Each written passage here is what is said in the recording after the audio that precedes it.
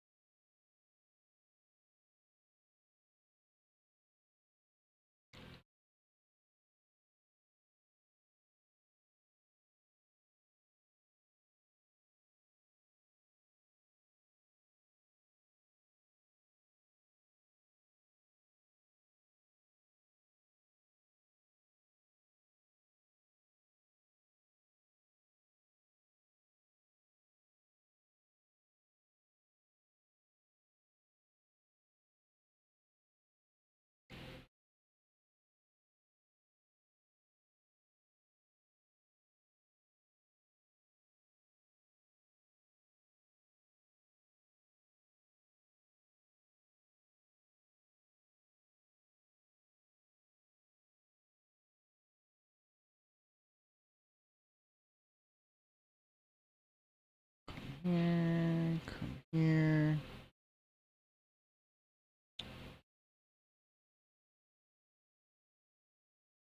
Oh,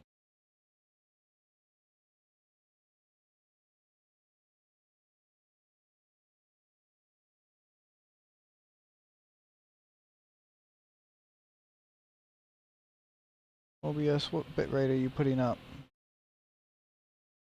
Says it's putting up the bitrate.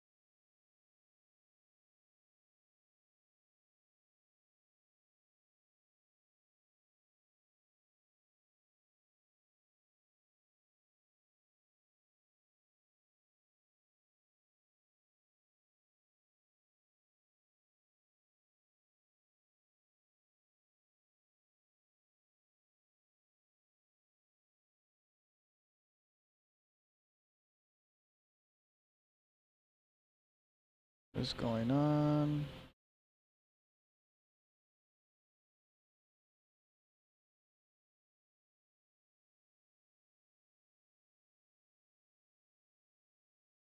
There we go. Emmanuel, can you hear me?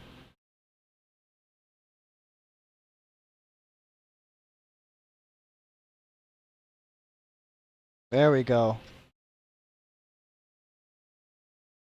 All right. Connecting the audio. Can't hear me yet. Let's see. There we go. I hear something now.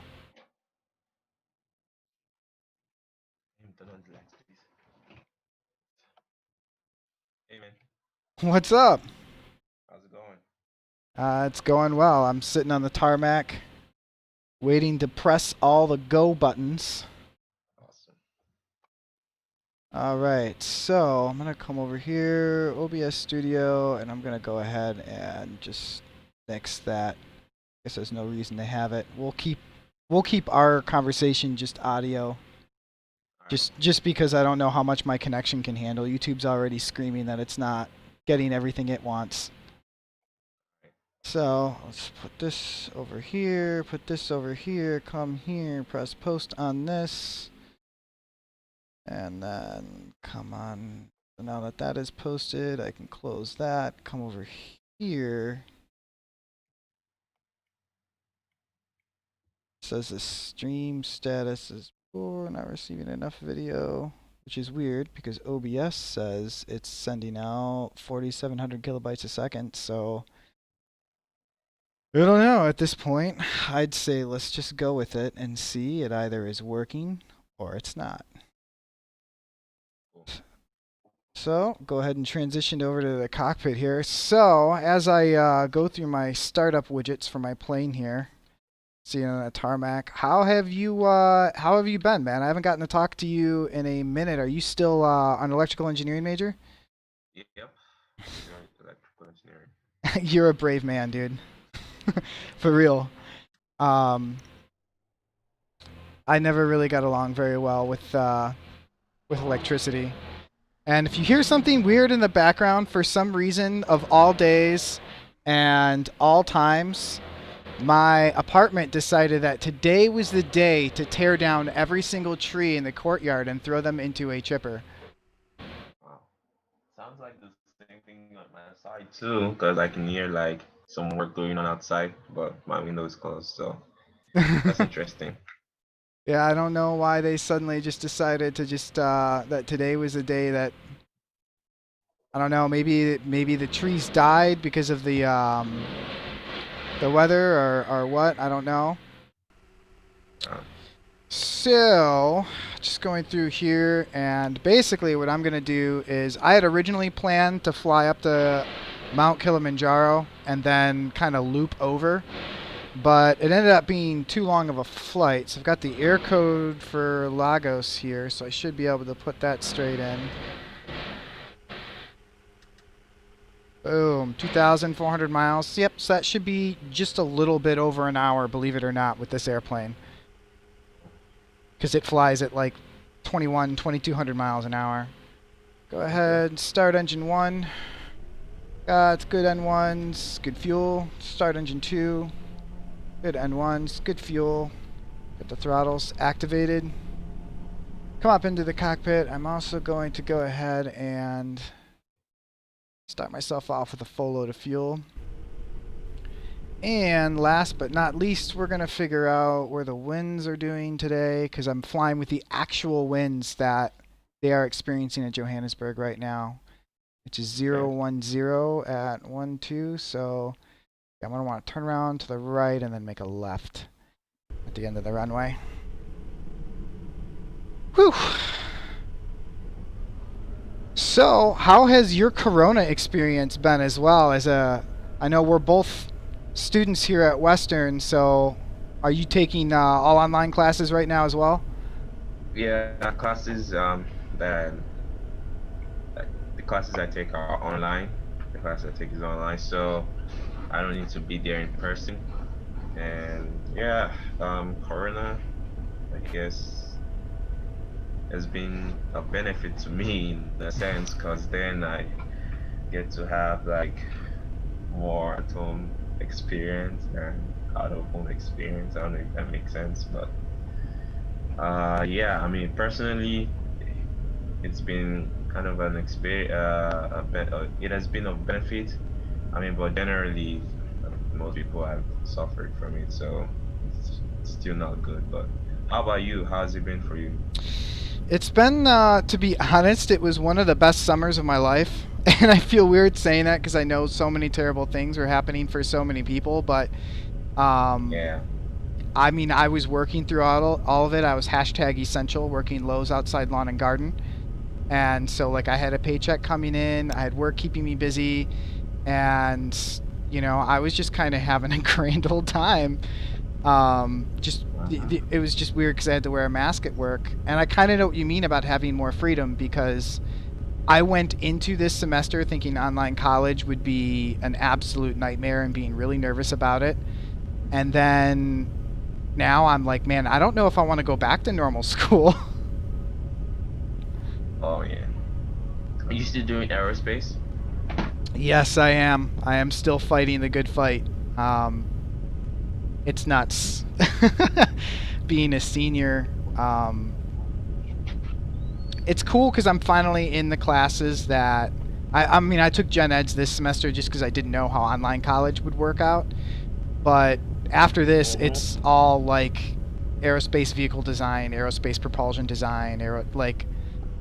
So it's fun to actually finally be at the point where I'm studying this kind of stuff. Cool. Cool. Since you That's fun. since you come to Western, Have you what all student kind of things are you involved with on campus? Are you involved in any faith-based stuff, student stuff, anything like that? Yeah, faith-based. I'm a part of a Christian fellowship on campus called RCF, Redeemed Christian Fellowship. So that's really basically what I know that I'm committed to and uh, I'm engaged with. But yeah, That's pretty cool. that's Actually, it. do you know Tanisha Smith? I think she's in that as well. Do I know what? Tanisha Smith. Nisha Smith.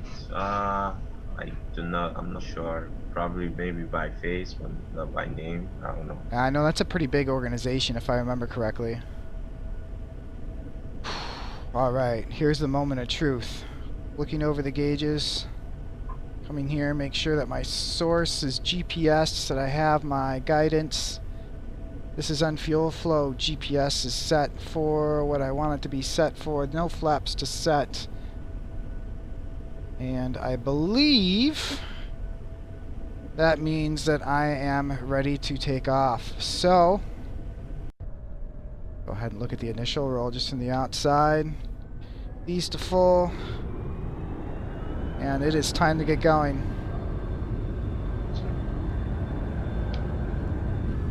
And I'll start talking again in a second here once I get it off the ground.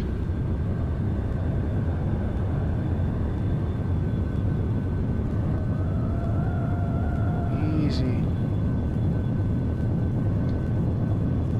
150, 160, 170, 180, 190,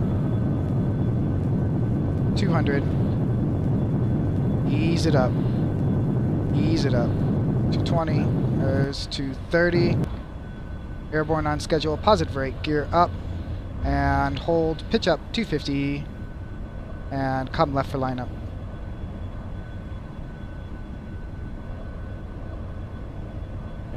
Is down a little bit. So what I'm looking at right now is this airspeed indicator. I'm just trying to keep that north of 230. I go to intercept that course line. I can get right on that course line, and then I'll probably be on that course all the way up to 60,000 feet to the point where I can see the curvature of the Earth.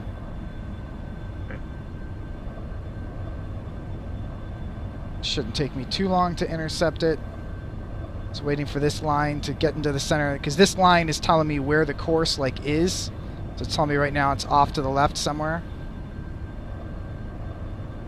I just gotta wait for that to center up and then turn right to match it. And then I can proceed on my way. Trying to keep this under 250. Already passing through 10,000 feet. So this is about the altitude that I would skydive at. Cool. You still skydive during this Corona season? Yeah, I got 3 jumps in this year, which was kind of disappointing, but the thing is the skydiving team, we're funded by donations, and Corona just sucked up all the donations. Like, all the money for charity this year pretty much went to Corona stuff. It's pretty hard to, when you're talking to a corporate sponsor to be like, oh, hey, we're a bunch of college kids that want to jump out of airplanes. And they're like, well, we need to donate $1 million to Corona research. It's like, well, yeah, that's probably a good idea. I'm not going to argue against that.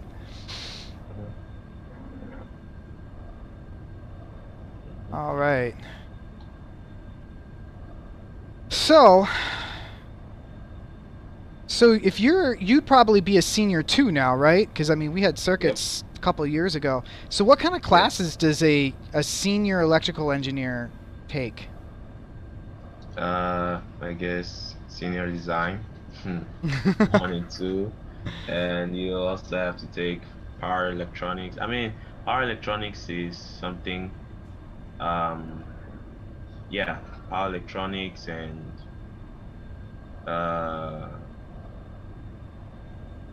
what else?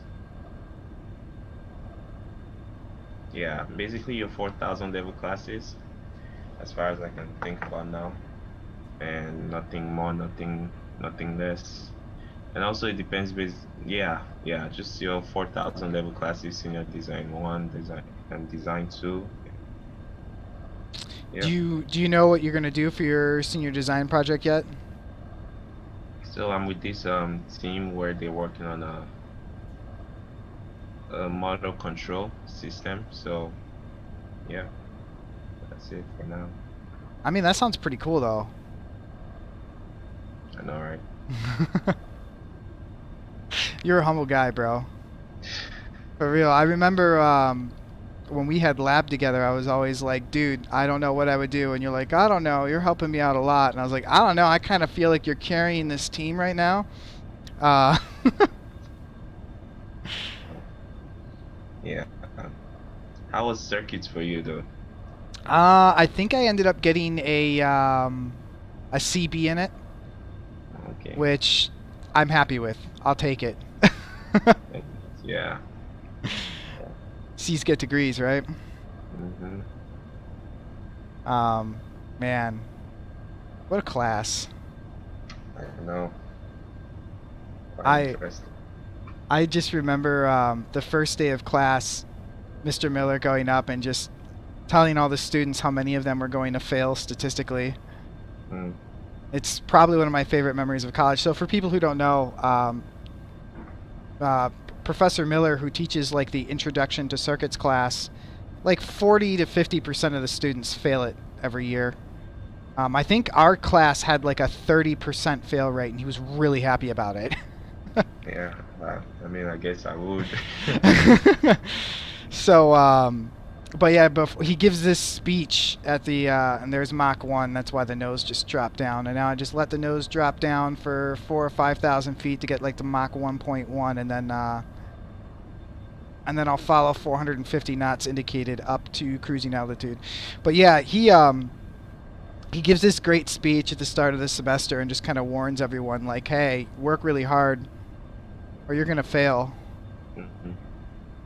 And it's just hilarious to me because I had to sit through it 3 times because I failed twice. So I know all about how his classes go. Yeah. So Yeah. I know you're from Nigeria, and I know you've obviously traveled here, but where all in the world have you traveled other than Nigeria and the United States? I've been to, well, I stayed in Benin Republic for a while. It's not too far from Nigeria, actually. You just drive through the border. And well, I went on a family vacation to Ghana. And other than that, that's pretty much it, I would say. I have been to so many places in the world. So, yeah. That's more countries than I've been to. How many U.S. states have you managed to get around to? US states, Texas, Baltimore. Is it Baltimore? No, Maryland, Washington D.C., Delaware, Chicago. I guess you can count that. Where Chicago else? counts as a Florida. state. It's a world unto itself. I know, right? Orlando, Florida, and as far as yeah, that's pretty much it. That is Dude, you've actually. bounced around the U.S. How long have you been in the U.S.? I've been here since 2014, so about 6 years now. Yeah, you've bounced around the U.S. about as much in 6 years as I have in 30 of living Oh here. wow. So that's actually pretty impressive. And I'm not sure because Ghana is like just west of Nigeria, right?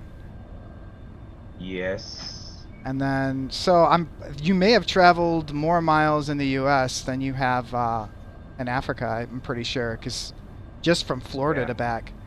Yeah.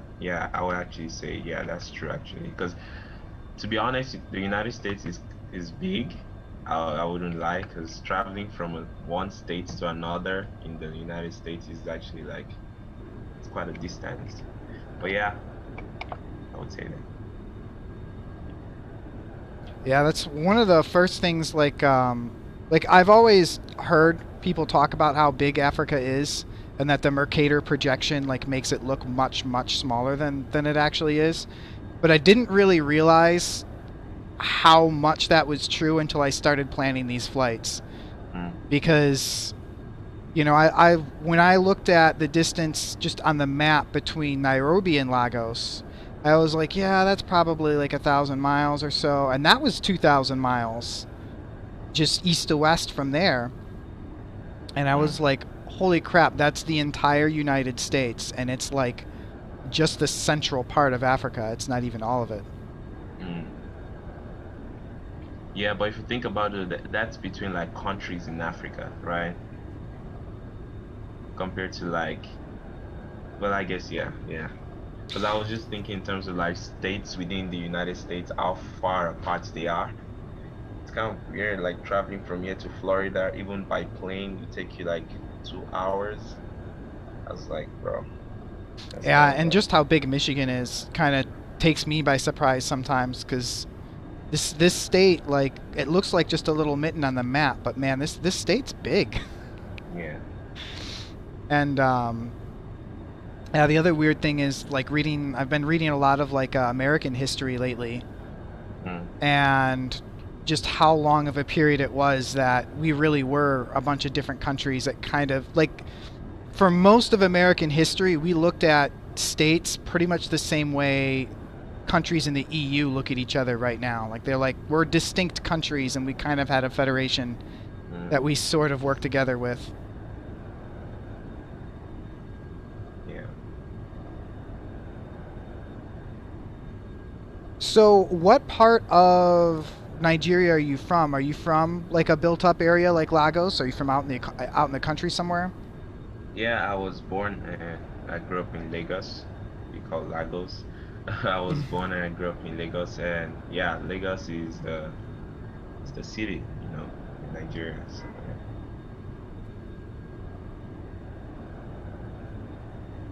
that's where I would say I'm from in Nigeria. But in Nigeria, you typically, well, particularly in my culture, you identify with the state of your father, like the state where he's from. So that Hmm. would be your state of origin. So my dad is from Osun State in Nigeria, so I would typically say, well, I'm from Osun State, but actually I was born in Lagos and I grew up in Lagos. So it's just like, my parents are from Texas, but then I grew up in Michigan. It's kind of how it is. But the cultural like way things work in Nigeria is if your father was from Texas, you'd say I'm of Texas. Pretty much, yeah. That's where you say your state of origin is. Oh, that's a that's a cool note.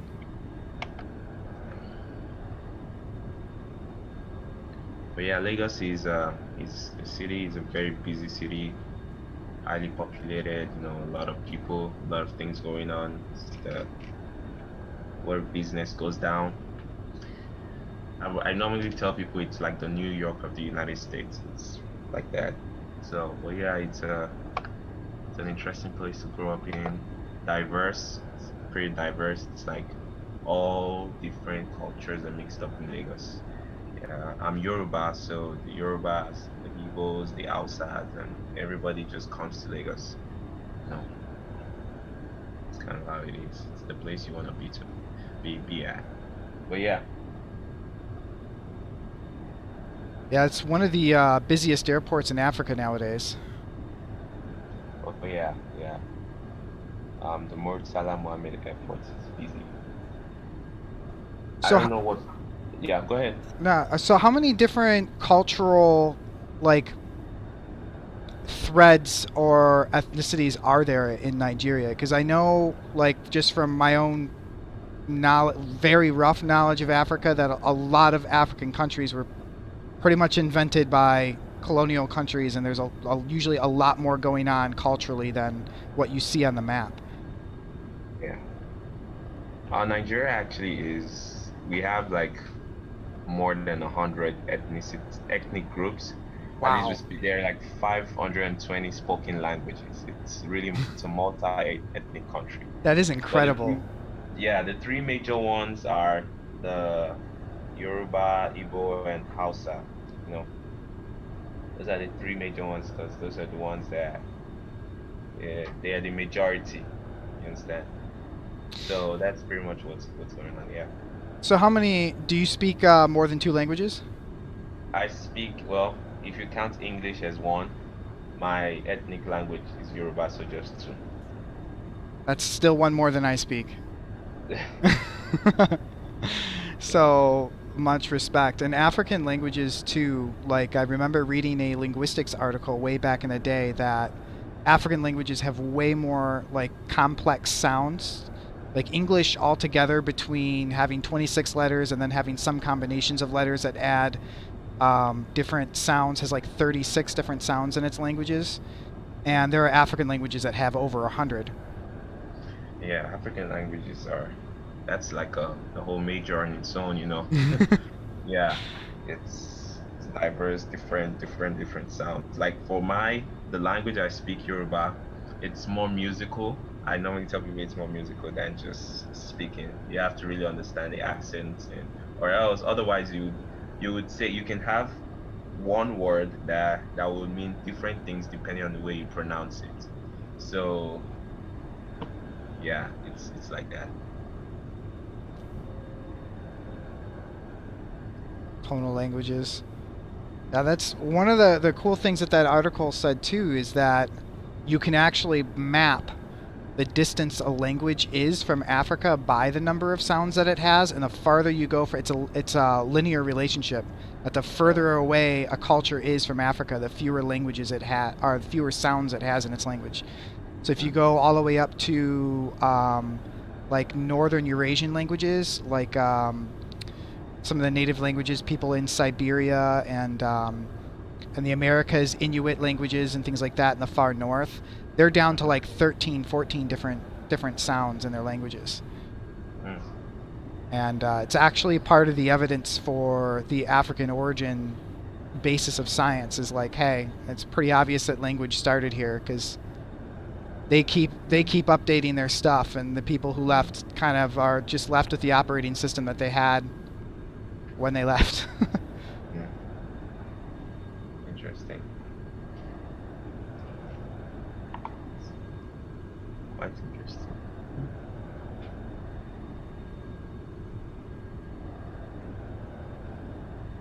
So So, what country would you like to visit in Africa if you had the chance to actually go there physically?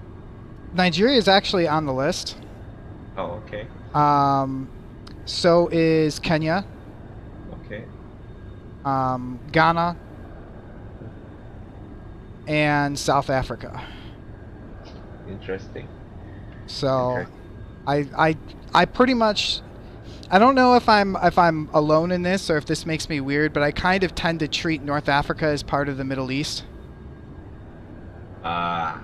So when people ask me like where do you want to go in Africa, like they're always, I'll give them that list, like Kenya, Nigeria, Ghana, French New Guinea sounds pretty interesting too, but they're always like not Egypt, and I'm like, well, uh,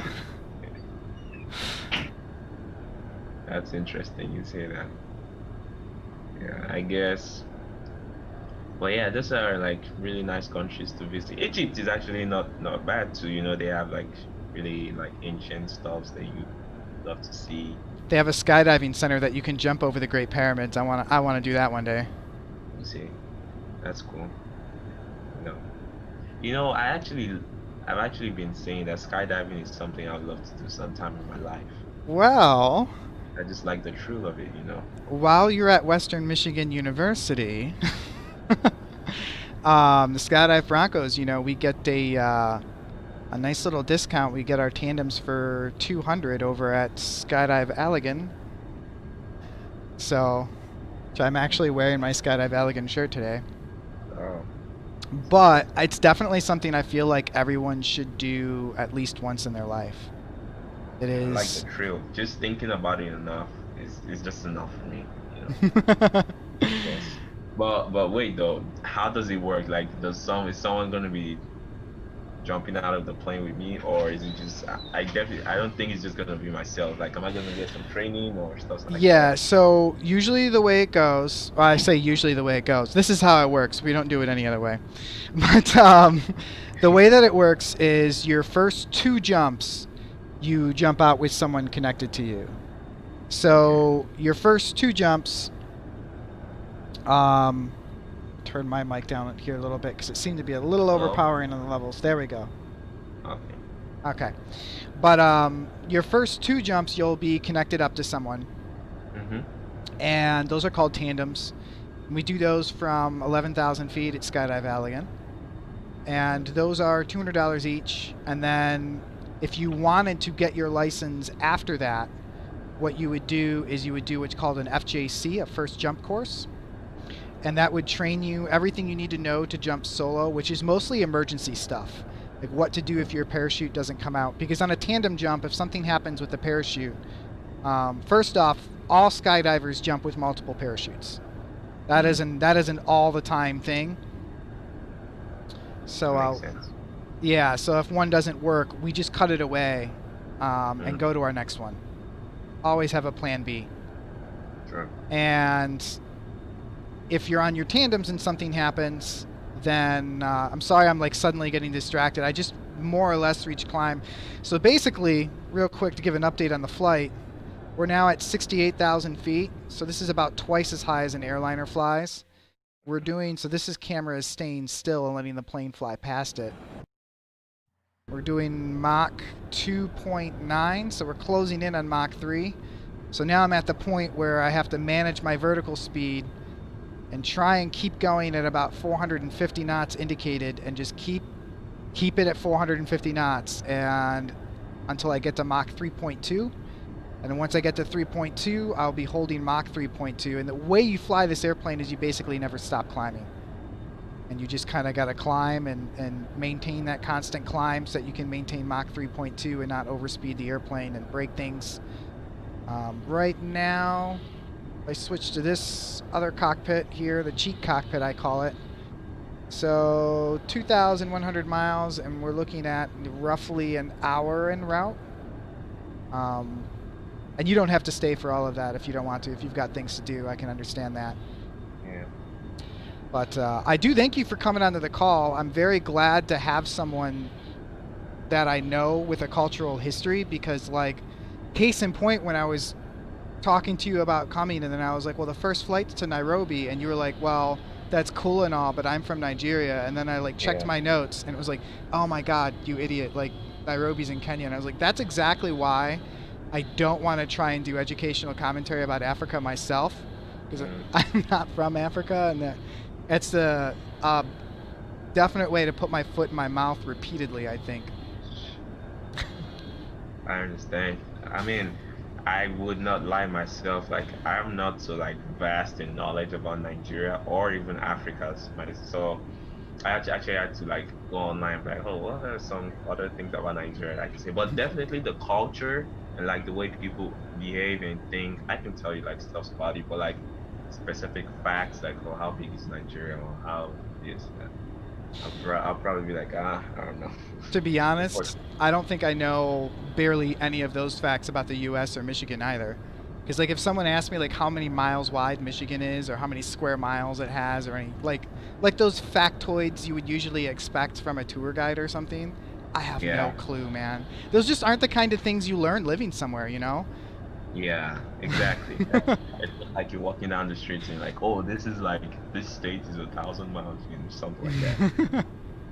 Understand the culture and You people. can just feel it. You just put your hand on the ground and be like, this state is 1,140 square miles. Exactly. So, Yeah. speaking of cultural notes, so were you planning for a long time on going to college in America before you got the chance to, or was it something that kind of just came up and you leapt at? That's a good question. So, yes, I guess most people in Nigeria will probably dream of coming abroad to study. Just like, I guess, just like if you grew up in the United States, study abroad is probably something you'd love to do also. But yeah, it's something that I had in mind for a long time to come abroad. Maybe not the United States, maybe somewhere else. But you knew abroad. Huh? But you knew you wanted to Yeah, study abroad. exactly. Yes, I knew it was gonna be abroad to study. But yeah, So yeah, I came to the What United other States. options were there other than the United States? Because you said that wasn't definite. So what were the other I mean, candidates? UK, the United Kingdom is one place that is not too far from Nigerians, UK, maybe one time I actually thought about China. My dad actually suggested maybe like Hmm. China. Yeah. That would have been a really hard cultural break. Oh, that would have been a big switch for me, I guess. I actually do have a cousin that studied petroleum engineering in China. Hmm. So yeah, yes, yeah. I think she's done now. So yeah, but yeah, it would have been a big change and big shift. But I don't know because if you think about it, to Chinese people, I think, as far as I know, they're also cultural people. They're people that hold on to the culture and everything.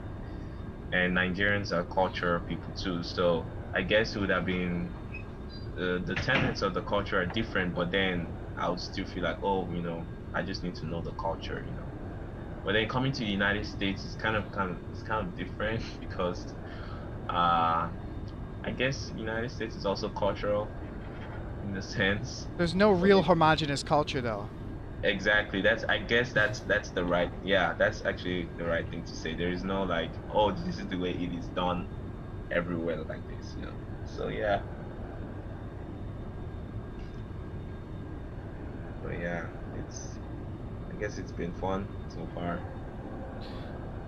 So, were there any big, like, WTF moments when you first came to America, like culturally, like things that struck you as kind of weird? Okay, so in Africa, well in Nigeria, I would say particularly in my culture, respect for people that are older than you is a big deal. Oh You do yeah. not disrespect someone who is older than you, even with just a year.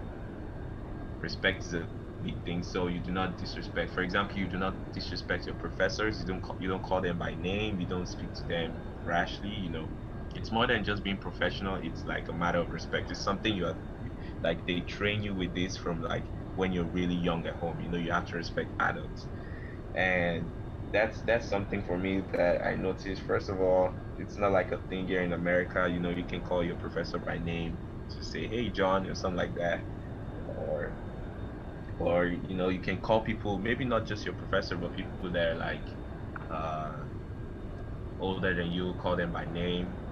In Nigeria, sometimes if you see someone who is like elderly and they have like stuff they're carrying, even if the person is your teacher or professor, you definitely take steps towards helping them out. Say, oh, can I help you with this or something?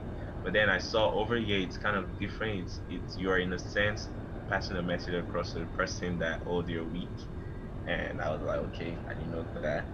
But then yeah. And then also like people smile.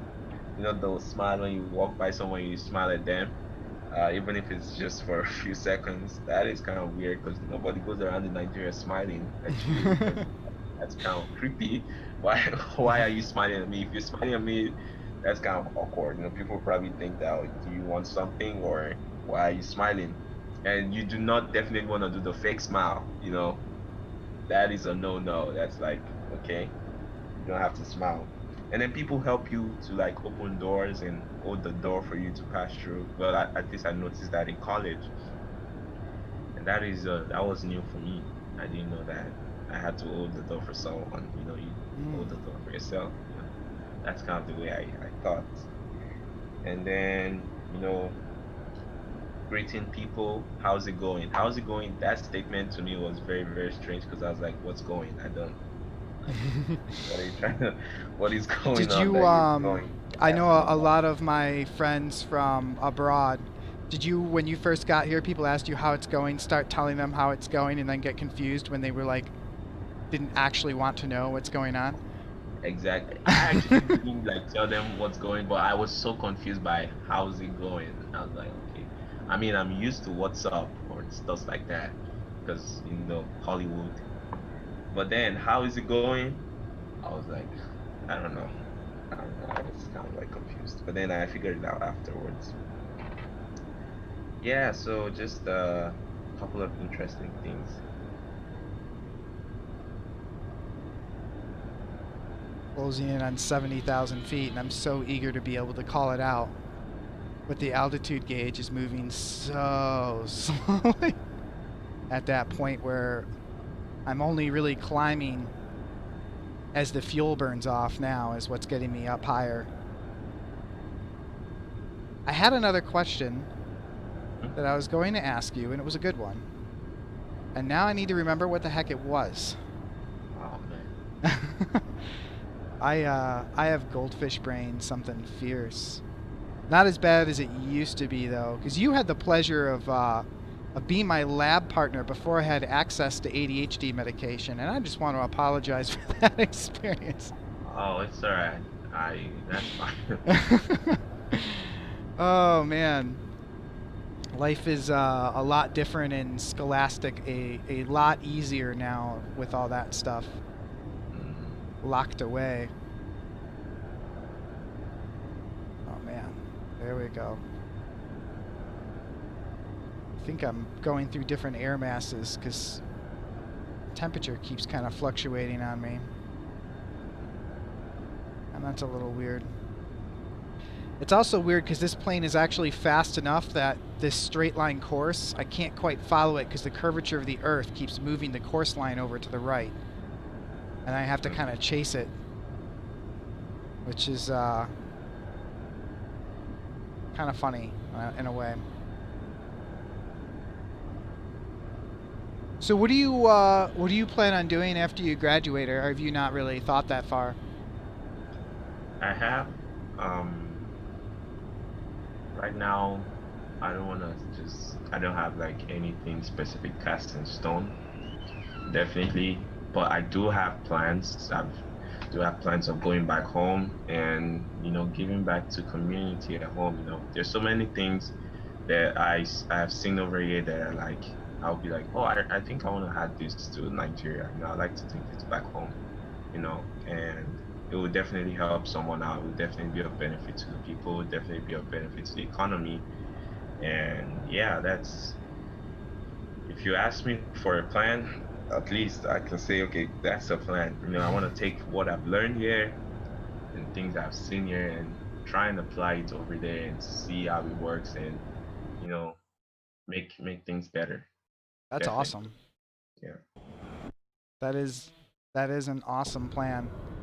And I know the feeling because I'm kind of that way with my home state of Michigan. Like there's things that other states have, as Uh-huh. far as like skydiving centers and certain industries that I'm like, hey, Michigan could have these things, and I think we could do a better job of it here. So Yeah. I kind of get that. And I remember now the comment that I wanted to make, and that was when you said that respect for your elders is a really big thing in Nigeria, even if it's only like a year difference. It must Hmm. have been a real shock to come to America where us millennials, as a generation, like hate baby boomers. Yep. Was a big shock. I was like, man, these people have no respect. These people have no respect. That's kind of the impression I had. I was like, what? Even I mean in Nigeria, it's not like, oh, everybody's all like perfect. Definitely, most of the times you just have to do the respect just because, like, okay, I'm in front of everyone. I don't want to disrespect you, especially in families. You don't want to disrespect your uncle because you get spanked for that. But then, behind them, you'd be like, oh, I don't care, I don't care. But then you have to do it in front of them. But, at least I expected that. But then it wasn't there. It wasn't there in the United States. And I was like, wow, it's interesting. Interesting society. In Nigeria, you don't, especially your parents, oh boy, that's another level of respect. You do not disregard your parents. You do not treat your parents in a way that is not right. And growing up, you're trained with the idea that your parents are helping you now to become a better person so that when you are better, you can help them when they're older. That's the idea. So the idea of having nursing homes and stuff like that is probably not something that an average Nigerian want to think about because they're like, oh no, my parents are gonna live with me when they're older. You know, my mom, my dad's gonna live with me when they're older, so I can take care of them. That's or I can get them a house and have someone take care of them. So I guess that kind of idea. But but you definitely are like it's beat into your brain that you have to take care of your parenting. If you do not take care of your parents, you're a bad child. So, Yeah, I'm hoping that that's a trend that disappears in America too. And America looks back at this time in history like there was this really crazy period where people were putting their parents in nursing homes. It was mm, crazy because I volunteered at a nursing home when I was in high mm, school with my girlfriend at the time, and it kind of scarred me a little bit. I'm not gonna lie. Like I was just like, dude, mm, this is a horrible way to live. mm, I remember sitting around with some World War II veterans and just listening to them talk, and they felt like they were in the war again. mm, Because it's just a different one of them's died every week, mm, and and then just kind of just being stuck up in this place, uh-huh. cut off from family and all this stuff, and I don't know. I definitely hope that my kids don't do that to Yeah. me, and I'm definitely like, and this I think maybe that's something that's rubbed off on me because a lot of cultures have that attitude towards your parents. Um, I know my Iraqi friends have talked about kind of a similar thing, and that's very much become my viewpoint. Like I'm in college so that I can afford to give my mom a retirement because she won't have one if I don't. Mm, Like Social Security and all that stuff that America is supposed to have for those kinds of things. Like I don't really expect any of those things to really be there for my family. The way things are mm, going in this country, like I'm taking it upon myself and to be like, hey, me and my two brothers, like we've got to be able to make it happen for Dad, Boy, and Mom. yeah. Yeah. That's it. Man, I'm kind of surprised. I'm expecting to make more of a climb, and this thing's just wanting to stay at 68,000 feet. And I'm so sad because I want to hit 70,000 so I can be like, there it is, 70,000 feet. And I am like 100 feet short, and the plane is just slowly, slowly letting me nudge up to it.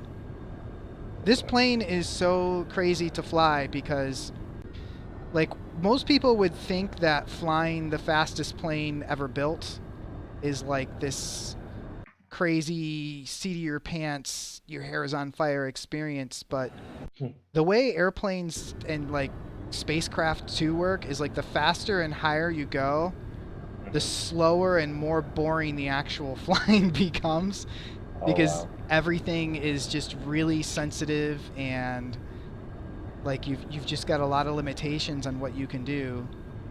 Like I am Mm, like obsessing over plus or minus 9 knots of airspeed the way that I would obsess over plus or minus 15 or 20 knots normally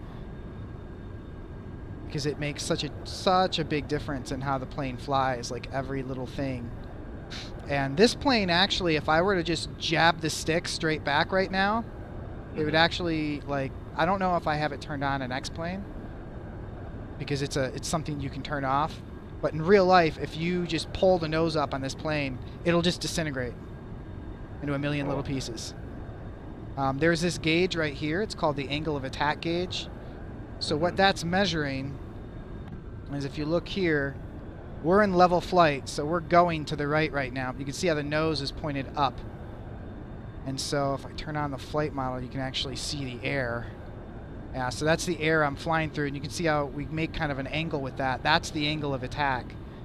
So if that angle gets over this yellow arc, the plane will just completely disintegrate, or it'll flip out of control and never come back in control.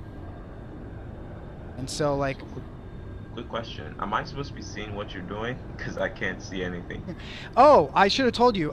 If you go to, I put on my Facebook the YouTube link, and then you Ah. can just watch the stream. I should have told you to do that from the get go. I've been pointing out gauges to you and stuff, Oh man. and I'm just sitting here, man. No, that's on me, dude. First time doing this, so there was bound to be a learning curve somewhere with something, and that was it. No, that's all right. Thank you.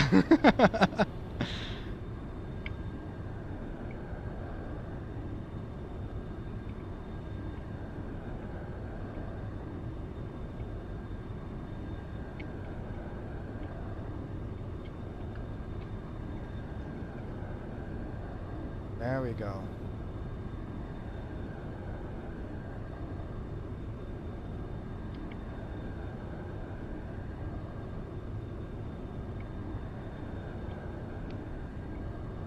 I think.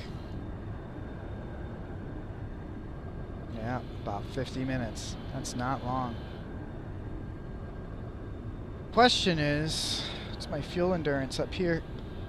Oh yeah, I've got all the fuel. Yeah, I'm not even gonna have to aerial refuel. I made this big thing about being able to aerial refuel in this aircraft. And then like the aerial refueler was broke and I had to fix it. And I'm not even gonna need to. There we go. Do you got a visual on the stream now? Yep, I do. So this is what I've been flying. Okay. It's the SR-71. I just did a spot camera again so you can see how fast we're flying. It is the fastest air-breathing aircraft ever built. And it was built in 1962.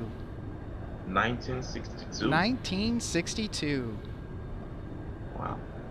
And it has loads of features that are just crazy. Like, back behind the pilot here, I don't know if you can see it, but there's some windows and stuff.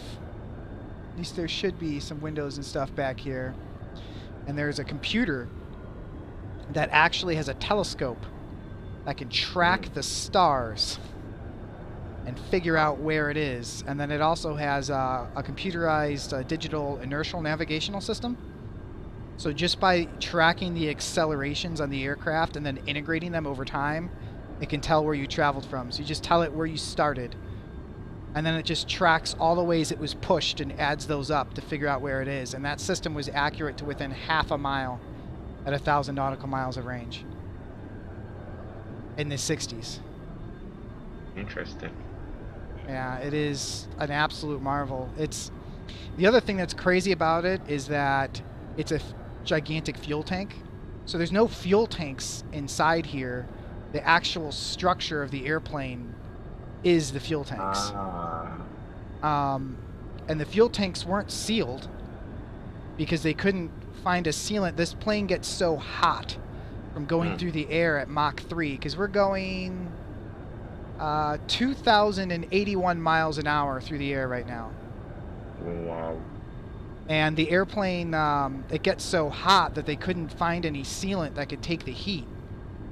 And so what they did is they just crafted the airplanes so perfectly that they sealed the fuel tanks and everything just sealed metal to metal.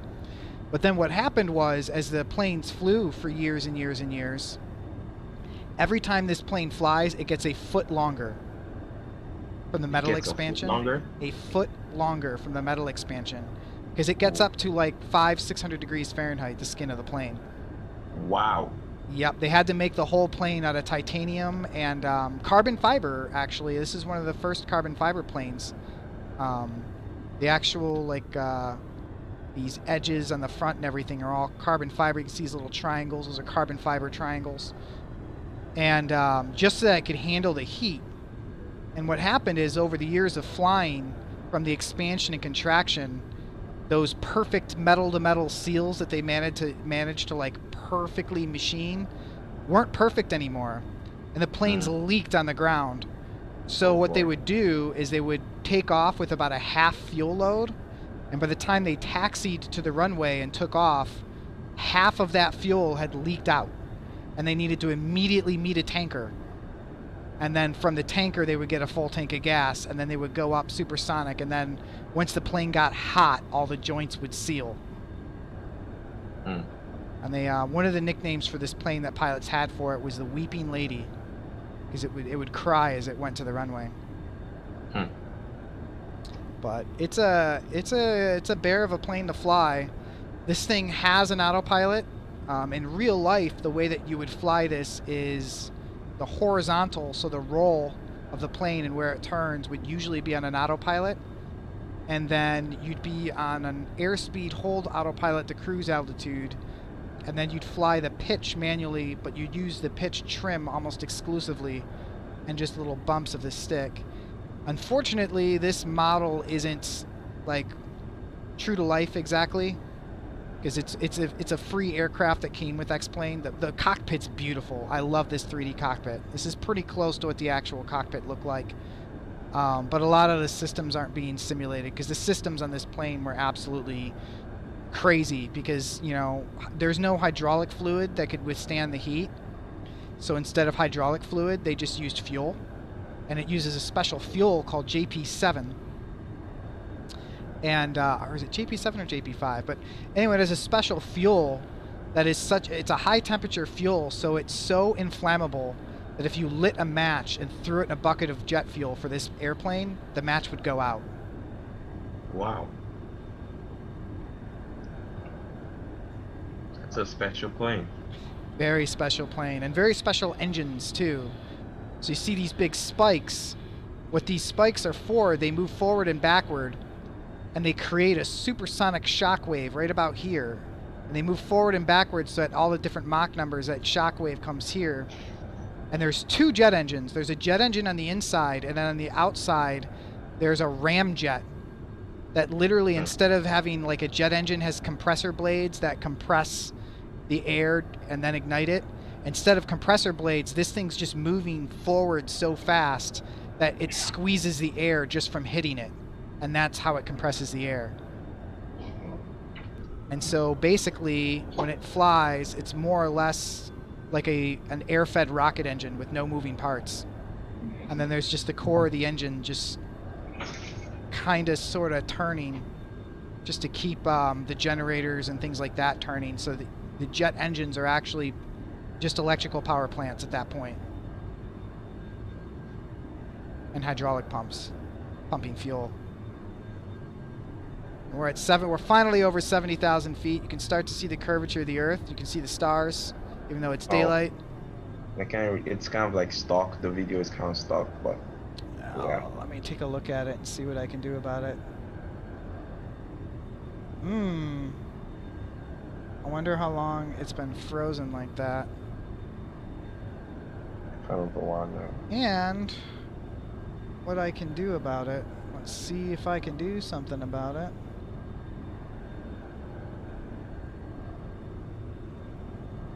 Let's take this out of studio mode. And let's remove that source. That took a huge hit.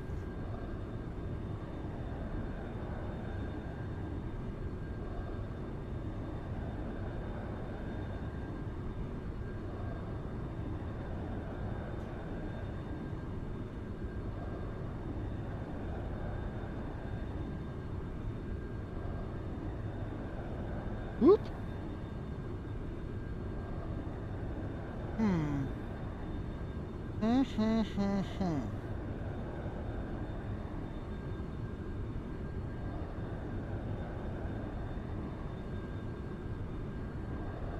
Wonder if I make this my primary window. That'll help at all. Doesn't seem to be doing anything. Now, yeah. All I can see is the cockpit right now. Got an idea. Uniformly get rid of all the clouds.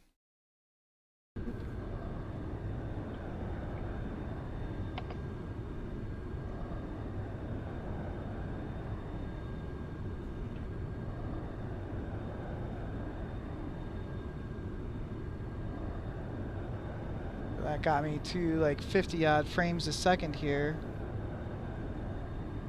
Let's see if did that make my stream any better? No.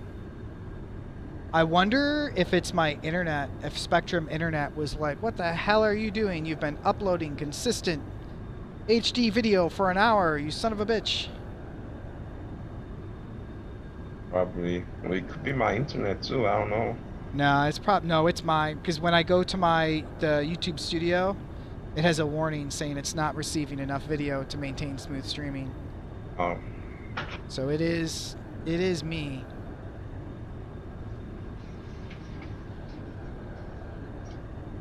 Let's see, what else can I do to free up some internet bandwidth?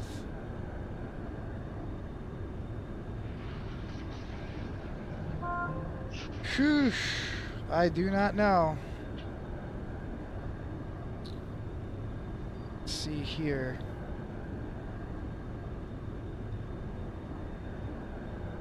How long ago?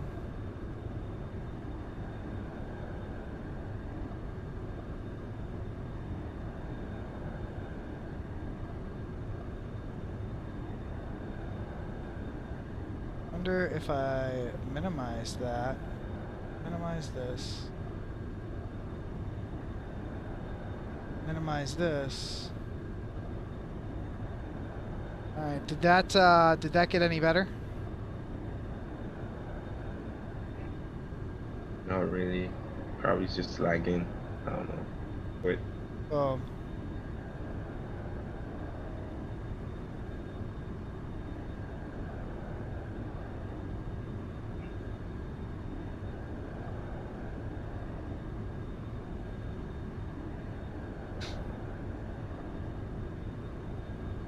Hey, I think it's back.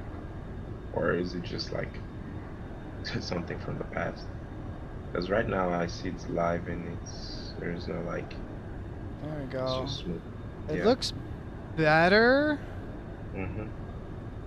I mean, it still doesn't look great. But at least now it's approximating a video. Okay. All right.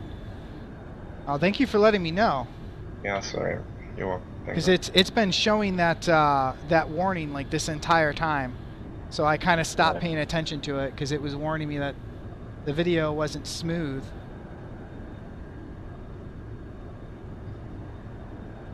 Now I've got to get this airplane back under control because while I was looking away from it, it started misbehaving. It's down to 56,000 feet. Still doing Mach 3.2. I'm pretty sure in real life this airplane would melt.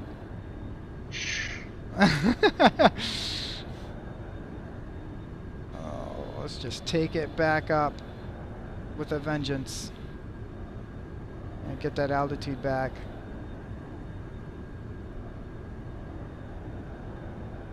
There we go. So you've flown all over. So what's the biggest airplane that you've ever flown on? Oh man, I don't know, man. I don't pay attention to those details. Well, I don't know. I want to take a guess. Maybe the one that brought me to the United States, because that was a trip, for me. That was actually, that wasn't the first time I entered the plane. That was the second time, my second time on an airplane. And I want to assume it was a big plane, traveling all the way from Nigeria to the United States. It better be something big, Did you do that flight nonstop? Yeah, it was nonstop. Wow. That's Yeah, a long flight.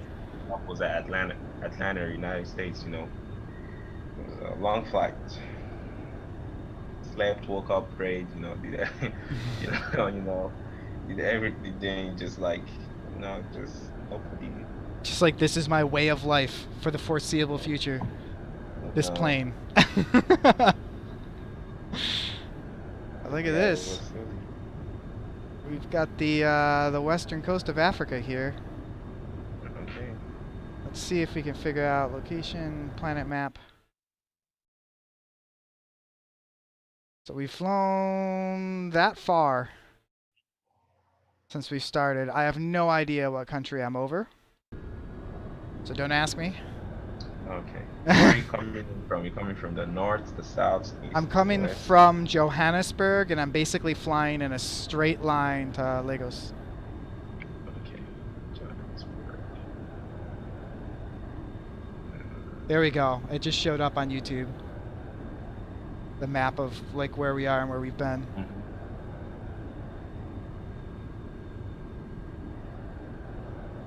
Yeah, it looks a lot smoother now. So when I first started this stream, the weather was clear. There were no clouds. And then at some point I flew into some clouds, so I just turned real weather off and turned the clouds off because it's a huge like hit to the graphics card. Mm. And that seemed to improve things a little bit. Okay. And it's still not fantastic, but I think it's probably as good as I'm going to get with the internet connection that I have. It's funny because when I got the internet here, I felt like what I was getting was so outrageously fast.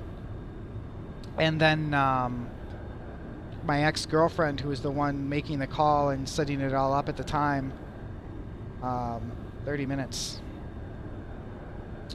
My ex-girlfriend, she was like, yes, he does. And I was like, wait, whoa, what did they just ask you that you're saying yes, he does to? And they're like, they're asking if you stream or anything. And like, I know you wanted to start a YouTube channel. And they wanted $100 a month for the streaming package. But I don't know. I'll have to check my upload rates and things like that and see if perhaps that is indeed worth doing.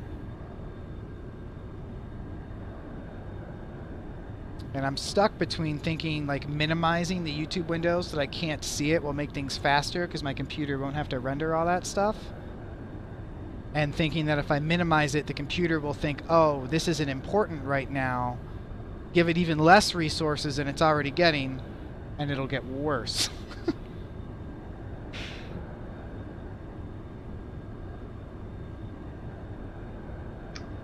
Oh, man. Trying to get this altitude and speed. I was up over 70,000 feet, and I want to be back over 70,000 feet again. Mach 3.2.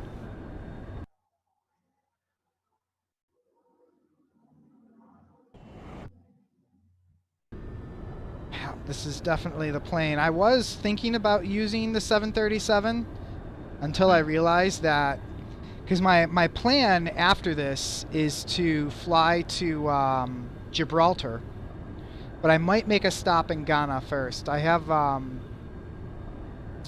friend of mine, Debbie, she's from Ghana. I went on a date with her once. She's a really cute girl. But anyway, I might make a stop in Ghana if I can get her on, but if I can't, then I'll fly to Gibraltar. But I'm going to fly a little out of the way west as I go north so that I can hit up the Eye of the Sahara. Have you ever heard of that? Mm. It's this volcano formation in Mauritania. So pretty much north and a little bit west of Africa, like halfway up the rest of the middle of the Sahara. And it's this massive, like 30-mile wide rock formation. And because of the like salts and stuff and volcanic rocks that it's made of, there's parts of it that's bright blue, and it looks like an eye. It looks like a giant blue eye in a desert that you can see from space. Wow. And there's people that are like, there's ancient aliens people that are all about it, that are like, no, this is an artificial structure and stuff like that. I'm curious to see what it looks like in X-Plane, just because the terrain data for X-Plane isn't great outside of the United States. It had a pretty good representation of Johannesburg, and I'm curious to see what Lagos looks like. Or how do you pronounce that right? I wanna try and get, because I know it's not Lagos. It's not Lagos. That is the It's redneck Lagos. way. Lagos. Lagos. Lagos. Lagos. Lagos. No, it's Lagos. So Lagos. Like LA. Lagos. Lagos. Yeah. Lagos. Well, thank you for helping me get that right. I You're never welcome. would have known. I drive my brother crazy all the time because there's words in English that are derived from, they're not derived from French. They're straight up just French words that we use, like rendezvous. And I refuse to say them that way. I say rendezvous. Rendezvous. And it makes him so mad. He's like, it's pronounced rendezvous. And I'm like, well, it's spelled rendezvous and I'm speaking English. But cities in other countries kind of got a different rule set for them for me. Because that's a cultural thing. It's different. I just hate France, which is hilarious because I'm French. Oh, that's interesting. Yeah, I was looking at your last name. I was like, Paquette. That's not like English, you know. It's interesting. What's up? Hey, I'm streaming. flowers. I'm streaming. What's up? Oh, okay. I was just being needed to remind you of. Nah, I'm gonna be going and getting it after the stream. All right, I'll see ya. That was my roommate. Oh. She's a delivery driver, and she had a tire like dry rot on her car, so we had to put like one of those temporary donut tires on. Mm. They're supposed to be good for 50 miles. She's been making deliveries on that donut tire for a month. Ooh. Yeah, so I finally got my financial aid took until last week to get sorted out. There were some problems with it, so I bumped the trim wheel. So I just dropped her tire off to Discount Tire the day before yesterday, and then I forgot to go pick it up yesterday. So she was calling me to make sure, like, hey, don't forget like the tire today, because I kind of like need that. Yeah. Oh, I was gonna tell you, if you ever go to Ghana, do not eat the jollof rice. Noted. I The will. most like, all right. So there's this beef between Nigerians and Ghanaians on who makes the best jollof rice. If you ever ask a Ghanaian friend, she will tell you, no, Ghana makes the best jollof rice. So like there's this I don't know, you want to call it rivalry between Nigerians and Ghana, who has the best jollof rice. So most Nigerians will tell you, don't eat Ghanaian jollof rice. It's not good. Nigerian jollof rice is the best. But yeah, I've actually had Ghanaian jollof rice and I've had Nigerian jollof rice, and I must say, my sister makes the best jollof rice. That's a good middle ground. It's like I'm not stepping into the national dispute, but my sister's stuff. No, no, When you do you cook? a little bit. My roommates do not believe I am a good cook, neither does my family, but I would say I would say I cook a little bit. Yeah, because I know the International Student Festival isn't happening this year, and I'm really bummed out about it. It's one of those things I normally look forward to. Because Mm, Western has a big festival where all the countries have their own table, and all the ethnic RSOs, which are the student organizations, someone will cook and make food, and it is just awesome. And my friend Osama, he's from Iraq, and he is an amazing cook. He's okay. actually the one that founded Middle Eastern Appetite over on KL. Oh. Him and a business partner of his. And I worked there for a little bit, slinging shawarma, which was an interesting cultural experience for someone who doesn't speak Arabic. Mm. But he's an amazing. I love the food. And then you're sitting here talking about Nigerian food, and that made me think of that festival. And I was like, yeah, I'll have to stop at the Nigerian table. And I'm like, COVID.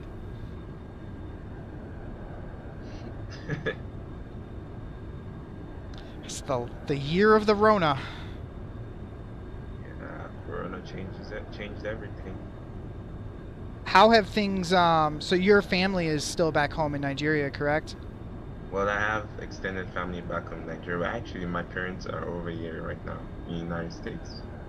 Oh, that's rad. Hmm. Are they here in Michigan? No, Florida. Is it warm? Well, like, what's the climate like in Nigeria? Do they have Hot. just no winter, huh? No winter, no cold, no snow. It's hot. So that's why your parents are in Florida. Well, yeah, I want to say most Nigerians that come from outside from Nigeria to the United States, they would gravitate towards states that are warm. That's why if you go to like Texas, like, particularly Houston, Texas, you will see a lot of Nigerians there. It's actually most of those warm places. That's where you find it. So when you settled on Western Michigan University, were you aware of the Michigan climate, or was it kind of a I like this university, let's Google, I'm gonna go here. Oh yeah, what's the weather like? Like at what All point right, did you so find out it was freezing here? when let me say this, like most, I want to say it's particularly for like I guess Nigerians, most Nigerians that come from Nigeria to study United States. you're not when you're coming. Sometimes you're not thinking about, oh, no, do I like this place? Do I not like this place? I want to say some of us don't think like that. Most times it's just like, I go to college. I'm going to. If I get scholarships, that's even better. I'm going there. That's what you're thinking about because you, as an international student, you always have to keep it behind your mind that you're not an American. You're here for a short period of time to get done what you need to get done. So if you're gonna have fun, there's nothing wrong with having fun, but make sure you keep your focus. So when I came to Michigan, the cold notwithstanding, I wasn't gonna be like, oh, it's too cold here, I'm leaving this place. Now some people do that, some people do that. That's fine, but I wouldn't say like that was like a big option in my mind, or something that I was considering a lot. So when did you find Actually, out the cold is. When did I find out what? that Like, that it was really cold here in the winter? oh man. So interestingly, I actually came to Central Michigan University at first. That was Oh, my first. so you switched Yeah, from one school to and its rival school. That's an interesting choice. I know, right? So I came into Central Michigan University, and I came in during the summer, but it was a summer where it was in 2014. So before then, there was this terrible like winter that happened in the United States, and so the summer was also cold for me. So it was cold, and then I came to Kalamazoo during the winter of 2014, and it was cold. So I mean, at that point, I was already like, I knew it was a cold place, and I was not thinking about changing my mind for going to somewhere else. Have So you because I know the International Student Association, they have ski nights. They have a ski night once a year. mm, And I actually go to that usually, but oh, last year I didn't see anyone because I didn't even think about the fact that everyone would probably be on the starter bunny hill and I was in the Black Diamond, like the most difficult hill. Like, where oh, is all the international students? But have you gone skiing or snowboarding or anything like that since you've been no, here? no, Oh, you got to before you go back home, man. You oh can't. man. You don't want to go back home and then say you didn't ski when you tell people that you were in a snowy place, man. I like to stay away from the snow. The snow is very nice to look at on TV or from inside of your house. Is that in it? Oh, no, no, no. No, I'm not so. I Yeah. always like to say that snowboarding Hmm. it takes everything you hate about the winter and turns it into something fun. Because the weird thing about snowboarding and skiing less so, but definitely snowboarding, is because it activates your core muscles. Um, you don't really get cold. Oh, You really? actually you stay warm the whole time, which is nice. Interesting. And it's a great way to kind of get outside in the winter, so you don't feel so cooped up all the time. Oh, Man, we are booking. I switched to an outside camera to see just how far back the uh, the stream is. Wow, that's like almost a full minute. But that's okay. That's fine.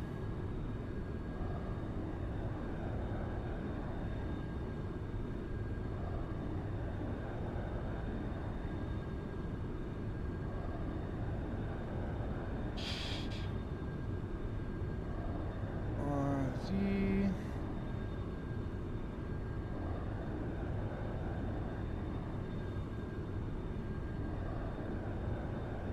boom. There we go. Okay, that's done. That's done. Oh wow, 3.22. So I'm actually ready to start climbing to hold Mach and give up some airspeed, which is great because that means my total speed's gonna be going up, and I'm gonna get there even sooner.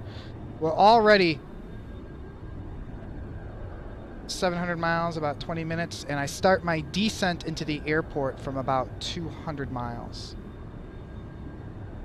And that's the fun thing here. I'll stay on this, but when you get to see it, when it scrolls down the GPS, you can see where it says the distance, and you can just see the miles just clicking down. This thing does something like 1.4 miles a second or something like that. a lot of gauges on there. Yeah, it's weird because I've been flying for so long that interpreting this kind of stuff is as natural to me as breathing. Uh, And then, but lots of people, when I'm teaching them to fly, it kind of reminds me, like, oh, yeah, that's right. This is a lot of information to come in your mind at once. And your eyes are constantly flicking around. So my eyes are bouncing up to this gauge, and then to this gauge, and then down to here, and then over here. Like, you're never. And you never have your eyes settled in just one location because you're always mhm. looking at all the information that you need. Yeah, I normally wonder like how pilots actually fly airplanes. I'm like, man, respect, you know. It's one thing for you to be like just a passenger. You're not seeing like the skies and everything. You're just looking through your little window. But then it's another thing to be the one flying the plane, knowing that everyone's life is actually like, you know, you gotta fly this thing right. You know, if you don't fly right, we're all gonna die or something. And you're looking at all of these clouds and everything. It's, oof, it's a lot. Now that's quite interesting. You know, I find flying an airplane much more terrifying than actually skydiving. Really? Which, yes, I actually find it quite interesting. I don't know, maybe because people's life depend on you if you're a pilot. You know, like Whereas you're a you make a skydiver, it's just mistake, you. a lot of people are gonna die. Your skydiver is just you, you know. And interestingly, I find I don't think when I think of a skydiving, it's not as risky as flying an airplane to me. I don't know why, but interesting. Well, statistically, skydiving is surprisingly safe as long as you're trying to be safe. Is Exactly. the thing. If you want to make it safe, you can make it pretty safe. If you want to make it dangerous, you can make it pretty dangerous. But the weird thing for me is that now that I have 17 jumps, I feel weird. The idea of being on an airplane without a parachute freaks me out. Hmm. Like, like being in a, because I jump out of a Cessna, like a little itty bitty, one engine propeller plane. And now that I have all these jumps, the idea of being on a Cessna without a parachute is kind of scary because as a skydiver, once you get above about 1,000, 1,200 feet, if anything happens with the airplane, the way you deal with it is by jumping out. Hmm. It's just like if the spinny thing at the front stops spinning, I just salute the pilot and get the out, man. It's not my problem. like, and it's kind of crazy to me the idea of flying in an airplane again and being like, hey, I'm like married to this piece of metal. Like either it works and does everything it's supposed to do, Yeah. or I'm dealing with whatever. Because Yep. as a skydiver, it's like if anything goes wrong with a plane, I'm just gonna leave the plane. Like I have that option. Yep. Yep. And the other thing too is skydivers, like we always have two parachutes, but the plane we jump out of only has one engine. True. So it's like we have more backups than the plane does, to be honest. That's true. I tried my hardest to wait, but I am actually going to have to pause real quick for a quick bathroom break. I will be right back. Right.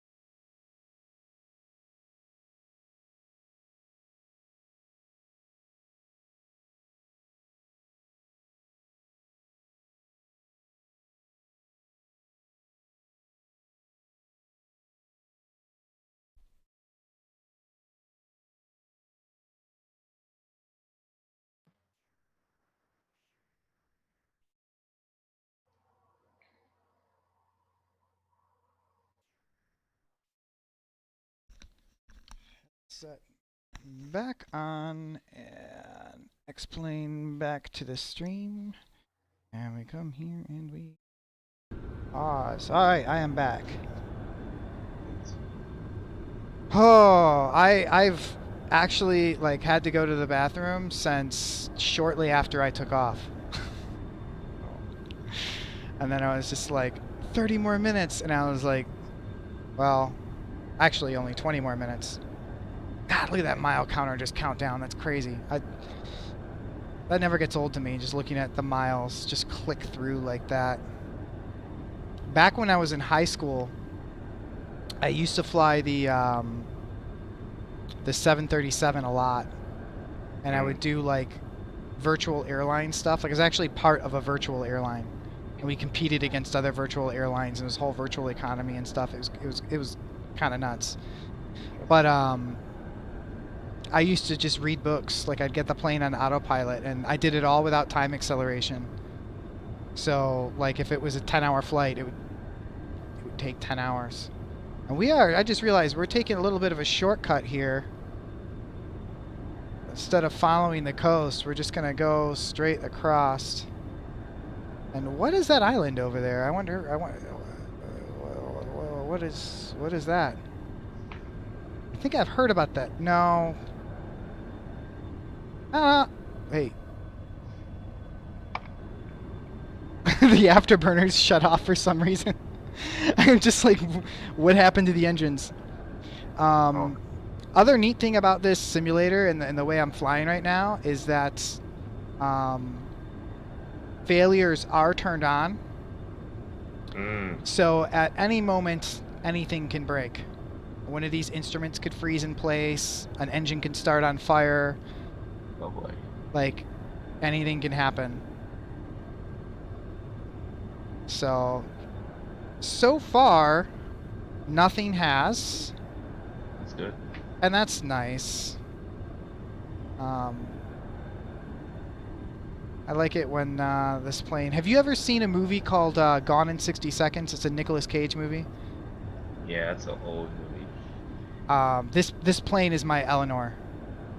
Oh. Every time I fly it... Yesterday was actually the first time I've flown it successfully. Ever. Interesting. Because I was like getting ready for this podcast, and I was like, all right, like, be talking to this guy. I need this flight to go smoothly, so I need to be able to competently fly this airplane.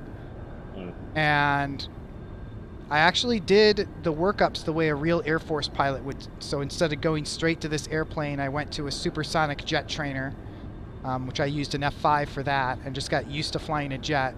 Because most of the time I fly World War II airplanes. That's my specialty. So flying a jet took some getting used to.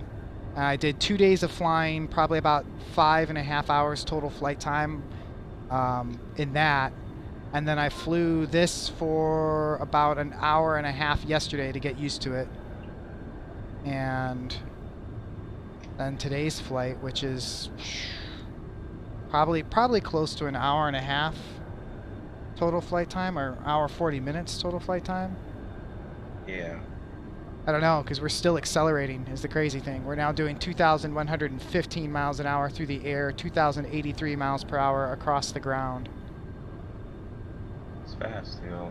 At that speed, you would disintegrate a bird or something, you know, run to a bird. Yeah, if this plane wasn't made of very special things. This is one of those planes that the do not touch signs in the museum hit a little bit different.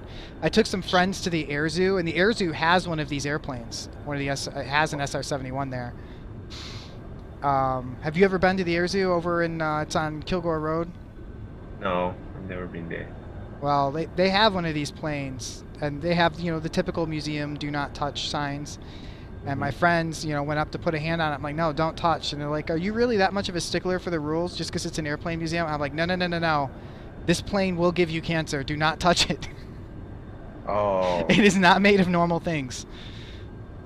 It is not painted with normal things. This is one of the first aircraft in the U.S. inventory to have received radar-absorbent paint. It wasn't very good. They still had a lot to learn about it, but this is one of the first aircraft that was actually designed with some radar defeating measures in mind. Like, for instance, you see how these, well, you will see it in a second. The stream's a little bit behind me. But you'll see in a second, I'm looking at it nose on, and you'll see the fins, like the tail fins on the back. Instead of going straight up, they're actually canted inward. And the reason they're canted inward is to make it so that radars from the ground won't get a reflection off of them. And then on the front, you see triangles, little itty bitty triangles. There we go. I see YouTube just finally showed you the front of the plane. Yeah. So yeah, that's canted inward like that to defeat radar. And then the little triangles on the front, those carbon fiber panels, were actually radar baffles that actually grab radar energy and prevent it from having enough energy to go back. Interesting. So do they just use it to fight? Is it like a fighter plane, or what do they use it for? So what this plane was for strategic reconnaissance, is what the SR and SR stands for. And so on the bottom here, just behind the cockpit, it had a huge camera setup. And this is in the age before spy satellites. Before spy satellites, the U.S. government used the U-2 in the 50s. And then there was a U-2 that got shot down. And they said, well, we need something that can't get shot down. And that's how this design came about. Because it flies so fast that you can't hit it with a missile. Because it's faster than most missiles. That didn't stay true, unfortunately. And by the time this plane was retired in the early 90s, there were things in the Russian inventory that could probably have taken it down.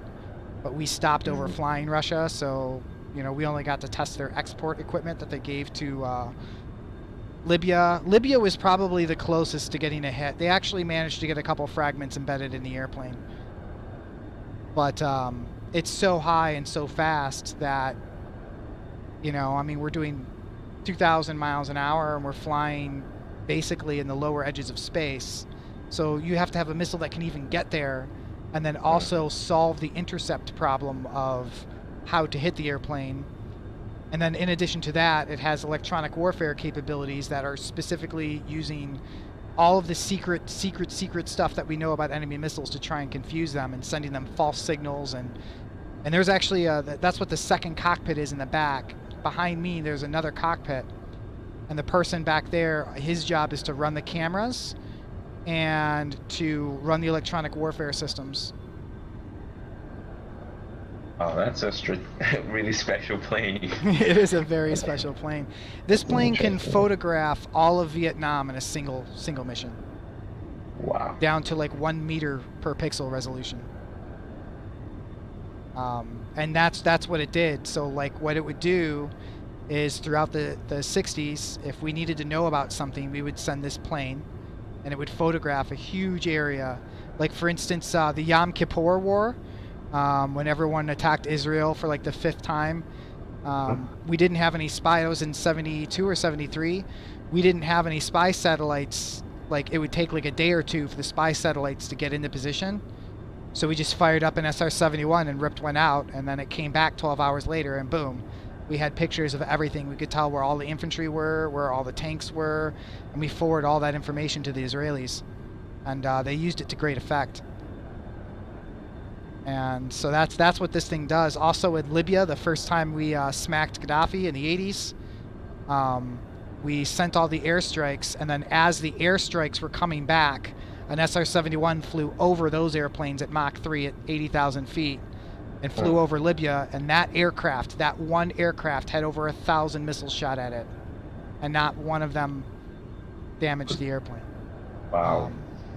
Though the next day someone else went out and did get a fragment in the airplane, but by that point we had all the information we needed, so we didn't care. And I think that's the last time the SR-71 was used operationally, because I think that was 87 or 88 or something like that, or maybe 89, somewhere in there.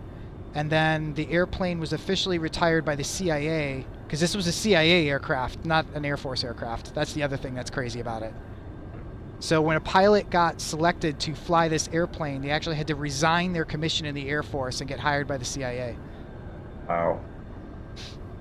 And they had a lot of really crazy requirements. The requirements to fly this airplane are stricter than the requirements to become an astronaut. For instance, they had to be married. That was one of the requirements to fly this. They only let married men fly it. Why? Because if you're married, it shows that you have a stability of character and emotion that bachelors might not have yet. They want to know that you're in that settle down part of life. Because as you've noticed from watching me fly it, flying it is a very settled down experience. Yeah. You can't do anything sudden or with this plane. And when you're actually flying it operationally, everything is planned within a half a mile. And you can't deviate because sometimes they do profiles. For instance, this plane wasn't allowed to fly over Russia. So what they would do is they'd fly within a mile of the border. So if you screwed up by a mile, you'd start an international incident that could lead to World War III. And it's that demanding. And at some point, some person in the CIA was like, well, you know how we can get stable people is just only take married pilots, and that'll avoid a lot of the hot shots. And that's another interesting thing, is that a lot of the pilots that flew this airplane came from the supersonic bomber programs, not the supersonic fighter programs. That changed later on because there were no supersonic bomber programs after, when did the B-58 get retired? Like 65 or 66. So if you needed super aircraft or supersonic aircraft experience, they had to be fighter pilots by that point. But yeah, it's a really cool plane, and the reason this flight happened in like how this all came about is that I have a rule in X-Plane that I'm not allowed to magically snap myself to another location. I could come up here location, hit select global airport, and go to any airport in the world. But I don't let myself do that. So wherever I start, like when I boot up the simulator, it'll tell me what airport I was last at. And if I want to go somewhere in the world, I have to fly there. The way I cheat the system is that I'm allowed to fly any plane that I have. And there's this plane, which flies at, 2,100 miles an hour. And then I also have another plane that can go all the way into orbit and back. And that's a theoretical plane that NASA wanted to build but never got to actually build, called the X-30, the National Aerospace Plane, or the X-30 NASP. So that plane can get from any point on the planet to any other point on the planet in under an hour. Wow. So it's like, if I'm really impatient, I'll do that. I'll just go to space and come back. And that's kind of how this happened. Is like I wanted to have because I want to do this more often, where I'm flying over a country or over a region, and because I know people from all over the world. I have hung out with. I don't really as much now as I used to, but when I came to Western, and when I was at Macomb Community College too, I hung out almost exclusively with international students. Like I didn't hang out with Americans in my spare time very often, because I've always wanted to travel, but I couldn't. And so, like, I'm lucky to be an American, and there's just people from all over the world just hanging out, and that's kind of how I've managed to travel the world. Is, I have a lab partner from Nigeria and a friend from AIAA from Iraq, and I climbed with an Indonesian, someone from Singapore.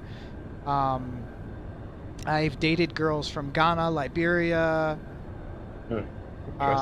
Bangladesh, so I was like, I know all these people, and it makes it a lot more interesting, because like hardcore aviation geeks, I could probably edit this video down to like a 10-15 minute video of like, here's taking off, here's getting to cruise altitude, and then I flew for 2 hours, and here's the end of the flight.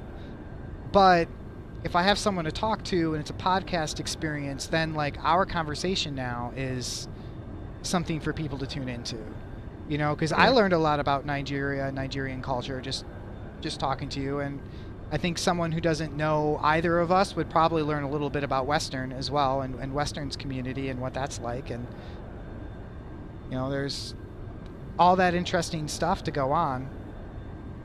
And I see the west coast of Africa ahead of us, which means we're getting very close now. Whoa! 150. We were supposed to start our descent. We're taking it out of burner. Boop. And down to about 30% throttle. Now what we do is we gently nose down. And we're just going to try and keep it at about a constant Mach number. And taking me back home. It'll be interesting to see when I look out the window if you recognize the layout of the freeways and stuff. The way I have it set up, I'm just hoping the screen doesn't crap out the second that I'm over a city.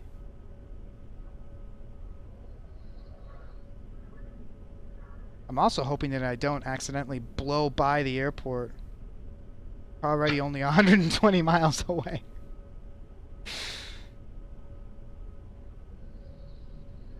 Alright, let's follow. Actually, I'm going to go ahead and stay in this cockpit for a bit.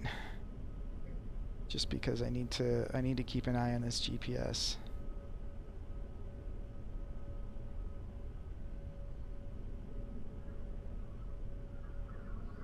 There we go. It's estimating 4 minutes, so yeah, I'm probably gonna blow right over it and have to fly back a little bit. That is so crazy to me. 100 miles is just a couple minutes. There we go. You get the nose more aggressively down as we're going through Mach 2.3.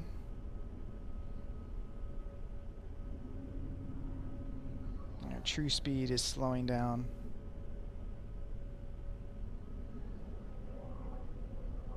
Go. Let's pull the nose up a little bit. Watch that angle of attack gauge. I'll hold it like 440. A better speed. There we go. So now I've got my speed somewhat established. We're now under 100 miles. And the time it took me to say that, we went 3 miles. I mean, we're still moving. Can't see the stars anymore.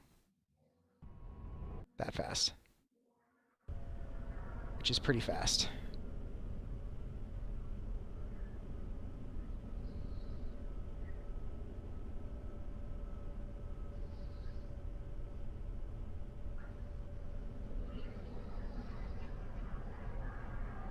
I think actually I'm going to go ahead and get the engine spooled back up. Not in burner though. And then I'm going to hold here at Mach 1.6 for a little bit.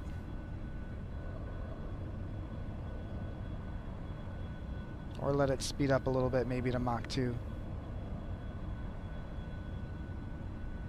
As I go through the last 50 miles, because I feel like the last, once I get below like 50,000 odd feet, we'll start decelerating pretty fast. Interesting fact, 50,000 feet is the altitude at which your blood begins to boil from the lack of pressure. Your blood begins to boil? Yep. So if you remember your chemistry class, right? So boiling temperature is a function of pressure. Okay. So as the pressure lowers, the boiling point actually goes down through the ambient air temperature. And so at around 50,000 feet, your blood begins to boil. It no longer will remain a liquid. Oh, that makes so much sense. Oh, wow. Yeah, so another interesting historical fact from that is that back in the day of like rocket test pilots and stuff, you used to get your astronaut wings if you went over 50,000 feet. Astronaut wings? What's that? So astronauts have a special pair of wings that they're given. And so NASA has its own pair of astronaut wings, but the Air Force had spaceflight wings before NASA existed. And you used to get those wings by going over 50,000 feet. So you'd either be a U-2 pilot or a high-altitude test pilot in another program. And yeah, I was gonna ask, like, how do astronauts survive? Because if at 50,000 feet your blood begins to boil, you know, those guys probably go more than 50,000 feet Yep. into the sky, you know. So what you've got to do is you've got to have either a pressurized ship, like the space shuttle is pressurized. It's a pressurized container, and they Mm-hmm. pressurize the space shuttle to an equivalent altitude of about 8,000 feet. So the inside of the space shuttle is about the same as 8,000 feet on a mountain. Or the SR-71, you actually fly it in a spacesuit. Mm. The U-2 as well. In fact, when they needed spacesuits for the Mercury program, when spaceflight first all started, that's where they got their spacesuits from. They modified U-2 pilot suits because they already needed pressure suits because the U-2 flies at 75,000 feet. But unlike this aircraft, which flies at 75,000 feet and Mach 3, the U-2 flies at 75,000 feet just below Mach 1.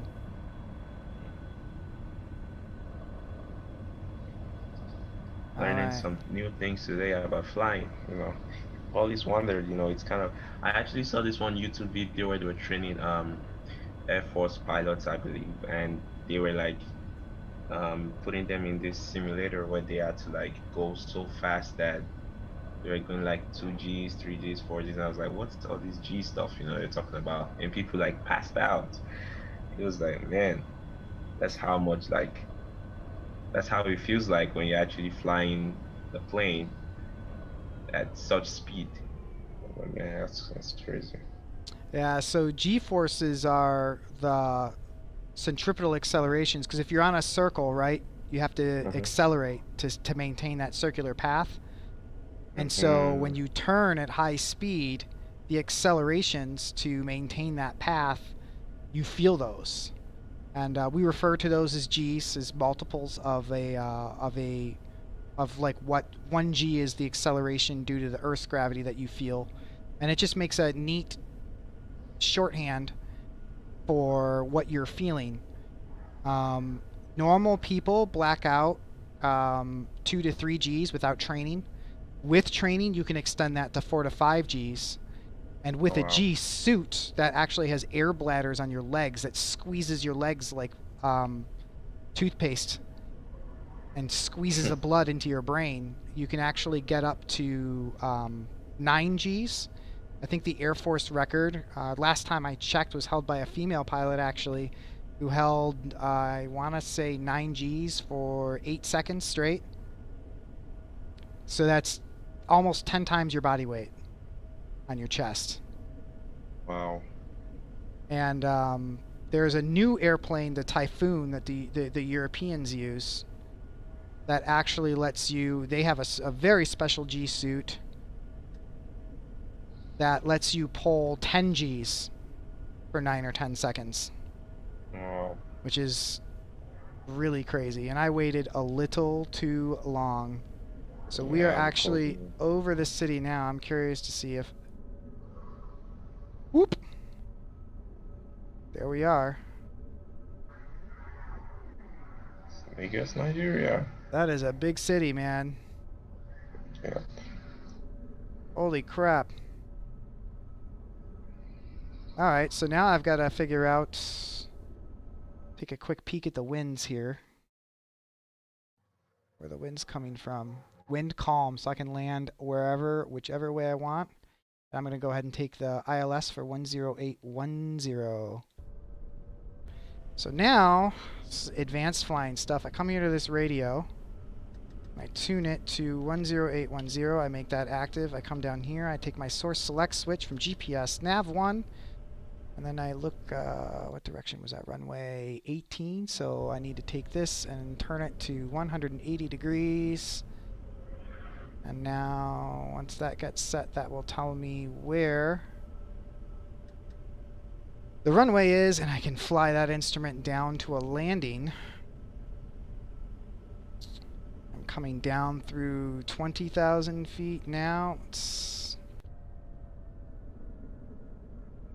Yep, and then if I start a right turn and keep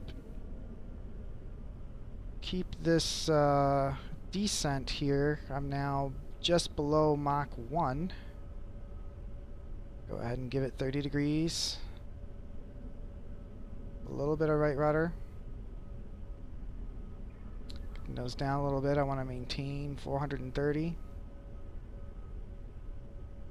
till I get below 10,000. And then I'll slow the ship up to 300. Actually, let's go ahead and... Nah. We'll take it down first. So I'm going to go ahead and steepen this even more. Halfway to a 45. I know the flight manual said a bunch of different places in really big, bold black letters not to exceed a 45-degree bank angle, so I'm not going to do that. Let's go ahead and set our minimum alarm. I don't know if this is an audio call out, but I'll put it to 1,000 feet just to make sure I don't lose track. Keep this right turn going.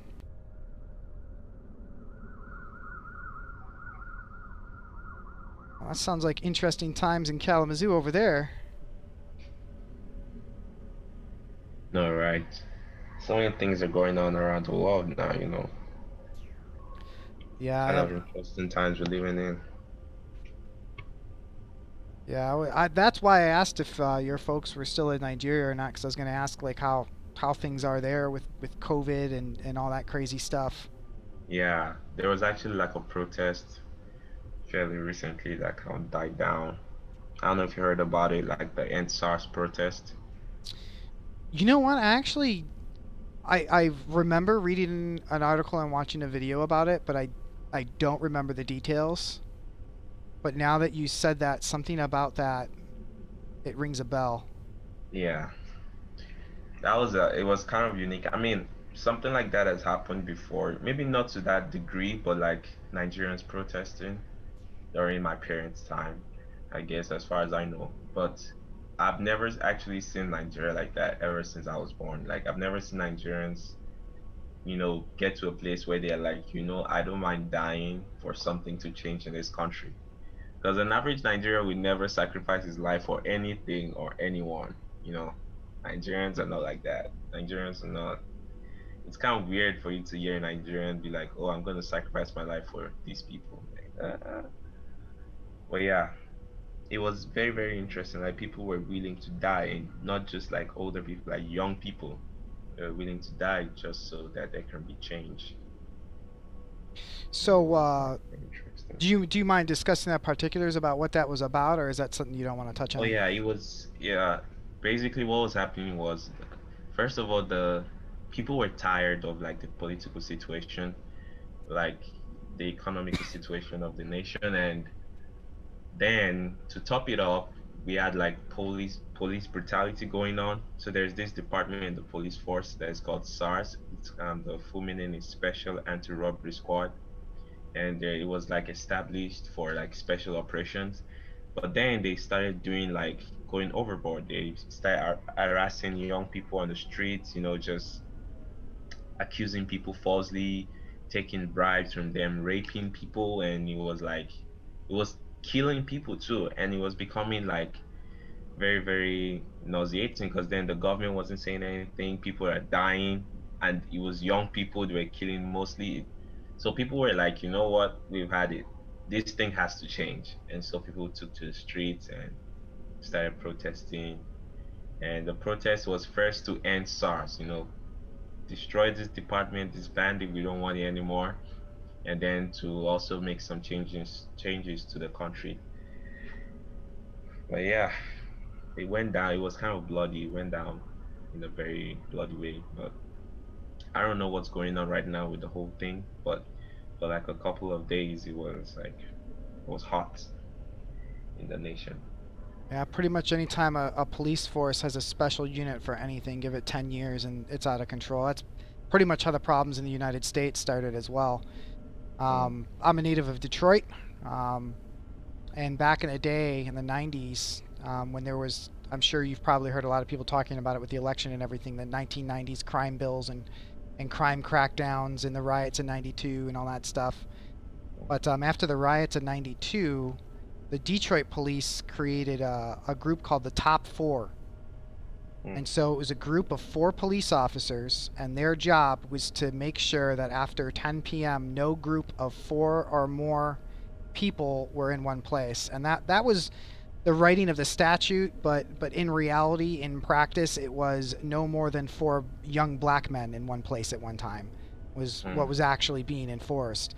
And the way they would do that is they'd ride around in an unmarked car, get out, and just beat the living snot out of any group of 4 or more black men that they found.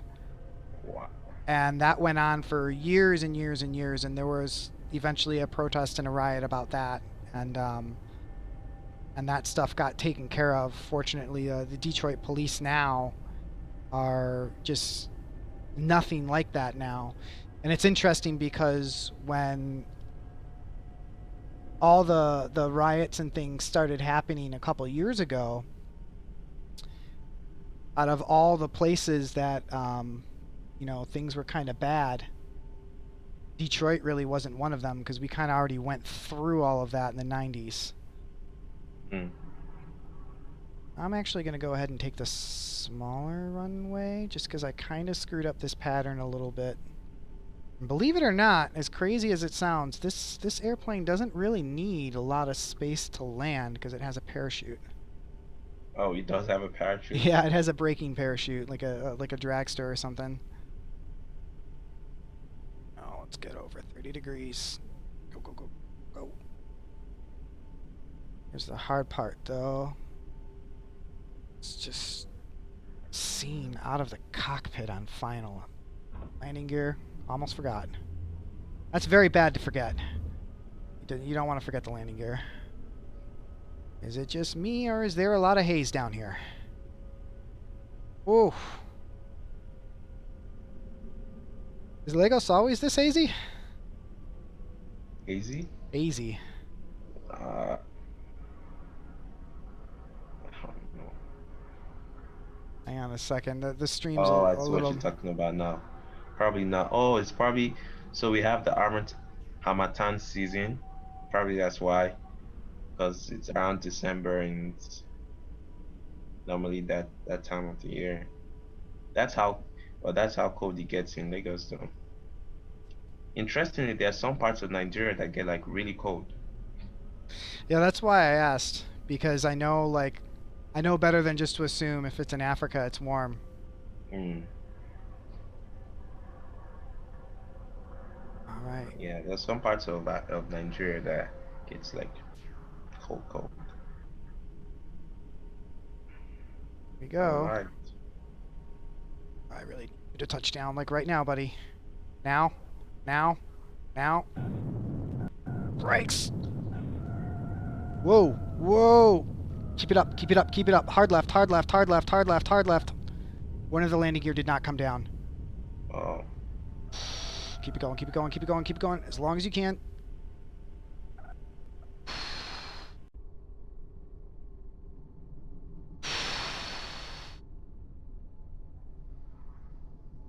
Oh.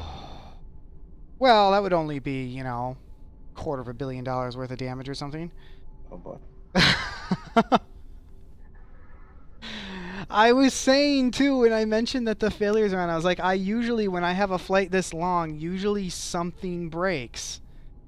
Oh boy. And this time, where's my gear? Oh my goodness. Right here, there's a red light on the right gear. And that was my warning. Oh. I didn't even think to check. This is why in real life, when pilots put the gear down, they say 3 down, 3 green, 3 down. It's part of the landing checklist. That took me for a loop when it started settling. Real quick, I'm gonna go into replay mode and just watch that landing. I had no idea. Man. You were talking about the responsibility of being a pilot. And that's one of those procedures I have not done in a long time. And I set it down pretty firmly because I was just like, land, and it was just in ground effect. It did not want to come down. Is there a reason why it never came out? Just see me trying to hold it up. Yeah. Oh man. Now that's just one of those random failures that can happen sometimes. But as far as landings with the landing gear, one and the landing gear up go, that's not a bad job on my part, especially considering the fact that it wasn't a planned emergency, i.e. I didn't go in and fail that on purpose. I just had no idea that that happened. I wonder, aircraft, equipment failures, did anything else break that I didn't notice? One of the batteries broke. All the controls are still working. Yep. There's an actuator jam. Window heat's inoperative. Static heat's inoperative. Good thing I didn't need those. Dude, all sorts of stuff broke. Oh boy. Engines. Doesn't look like anything broke in the engines. Well, that's good news. If I had not noticed an engine failing, I would have had something to say about that. But yeah, we had, holy crap, we had 2 de-ice failures, a landing gear failure, and an electrical failure. Yeah, the electrical failure must not have been a big deal. Bus 1 seems to have been able to handle everything, so well, that's good news. Go ahead and take the fuel pumps off. And that is off. Artificial stability systems are off. Generators off. Inverter is off. Avionics master is off. Battery is off. Airplane is shut down. And there we go. We have a 2,000 odd mile flight with a friend. Emmanuel, thank you for coming on the stream and hanging out, man. It was a pleasure talking to you again. Thank you for having me over. Thank God you were. Thanks. All right. Well, I am going to go ahead and end the stream and let Emmanuel get words. Get to his day. That was what, I don't know where up was. I've said up a lot, so like that seemed like the word to go for. But thanks for hanging out, man. I appreciate you. All right, thank you, man. Take care, bro. You as well. God bless. Yeah.